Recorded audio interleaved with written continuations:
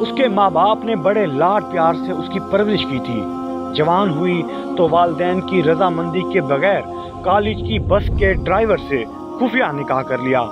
बाप को जब पता चला तो बेटी ने जवाब दिया, मेरा निकाह हो चुका है, बेहतर यही है कि आप अपने हाथों से मुझे रुखसत कर दें, वरना मैं खुद उनके पास चली जाऊंगी।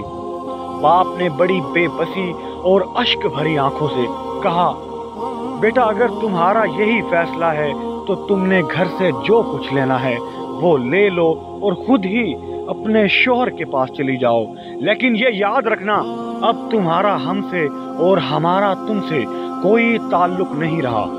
तुम हमारे लिए मर गई और हम तुम्हारे लिए मर गए। वो खुशी खुशी सामान पैक करके अपने शोहर के पास चली गई। तकरीबन 8 साल के बाद उसकी मुलाकात एक करीबी अजीज से हुई और वो इसे अपने घर ले आया। खैर खैरियत दरियाफ्त करने के दौरान इस औरत ने ज़ारो कतार रोना शुरू कर दिया। वो समझा कि शायद घर के हालात सही नहीं होंगे। वालिदैन की नाफरमानी और जुदाई का पछतावा इसे रुलाए जा रहा होगा। तमाम घर वाले इसे दिलासा देने लगे और रोने की वजह दरियाफ्त करने लगे। बहुत इसरार के बाद इसने रोने की वजह बताई और वो कुछ यूं गोया हुई कि मैंने वालिदैन की नाफरमानी की, इनसे तमाम ताल्लुकात ख़त्म हो गए। इस बात का पछतावा तो मुझे सारी ज़िंदगी है और रहेगा। माली लिहाज से भी मुझे कोई परेशानी नहीं है, अल्लाह का दिया भी सब कुछ है, लेकिन मेरे लिए जो सबसे तकलीफ दे बात है वो कुछ और है, और वो ये है कि मेरी सिर्फ एक ही बेटी है।